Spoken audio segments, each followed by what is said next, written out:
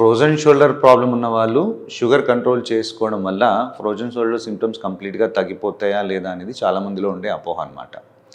So ఈ frozen shoulder ఎప్పుడైతే కంప్లీట్గా ఎస్టాబ్లిష్ అయింది, మూమెంట్ రెస్ట్రిక్షన్స్ పెరిగాయి అన్నప్పుడు అప్పటి నుండి మళ్ళీ షుగర్ కంట్రోల్ చేసుకున్నా కానీ ఈ సిమ్టమ్స్ అనేవి కొన్ని రోజులు కంటిన్యూ అవడానికి అవకాశం ఉంటుంది.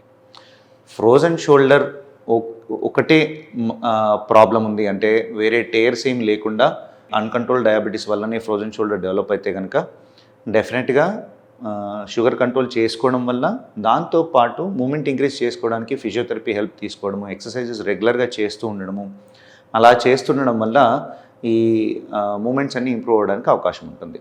షుగర్ వల్ల వచ్చే మార్పులన్నీ ఇంప్రూవ్ అవ్వడానికి మళ్ళీ మనం మెడికేషన్స్ కానీ ఎక్సర్సైజెస్ కానీ కంపల్సరీ చేయవలసి ఉంటుంది. దీనిలో హైడ్రోడైలిటేషన్ అనే ఒక పద్ధతి ద్వారా మనం కృషించుకుపోయిన క్యాప్సూల్ని, షోల్డర్ చుట్టూ క్యాప్సూల్ అనేది పొర ఉంటుందన్నమాట, ఆ క్యాప్సూల్ కృషించుకుపోవడం వల్ల మూమెంట్స్ అనేవి రిస్ట్రిక్ట్ అయిపోతాయి. సో ఈ హైడ్రోడైలిటేషన్లో ఏం చేస్తాము అంటే షోల్డర్ జాయింట్ లోపల ఒక నీడిల్ పాస్ చేసి జాయింట్ని ఇన్ఫ్లేట్ చేస్తాం.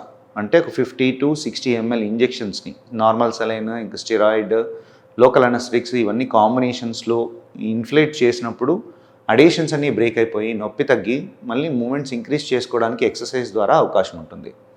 సో డెఫినెట్గా అన్కంట్రోల్ డయాబెటీస్ ఉన్న వాళ్ళలో ఫ్రోజన్ షోల్డర్ అనేది చాలా కామన్గా చూస్తూ ఉంటాం. డయాబెటీస్ కంట్రోల్లో ఉంచుకోవడం ఎప్పుడూ అవసరం. ఫ్రోజన్ షోల్డర్ డెవలప్ అవ్వకుండా ఉండడానికి, ఇంకా వర్సన్ అవ్వకుండా ఉండడానికి అంటే చాలామంది ఏం చేస్తారంటే కొంచెం నొప్పి స్టార్ట్ అవ్వగానే నొప్పి ఉందని చెప్పి మూమెంట్ రెస్ట్రిక్షన్స్ చేస్తూ ఉంటారు. ఎక్కువగా యాక్టివిటీస్ చేయకుండా, షోల్డర్ మూమెంట్స్ చేయకుండా రెస్ట్ ఇస్తే తగ్గుతుందని అపోహలో ఉంటారు. రెస్ట్ ఇవ్వడం వల్ల ఈ ఆల్రెడీ అన్కంట్రోల్ డయాబెటీస్ ఉన్న వాళ్ళకి ఈ ఫ్రోజన్ షోల్డర్ సిమ్టమ్స్ అనేవి బాగా పెరిగిపోతాయి. భుజం బాగా స్టిఫ్ అయిపోతుంది, రాత్రిపూట నొప్పి బాగా పెరిగిపోతుంది. సో ఆ రెస్ట్ ఇవ్వడం అనేది ఫ్రోజన్ షోల్డర్లో అసలు ఎప్పుడు చేయకూడదు.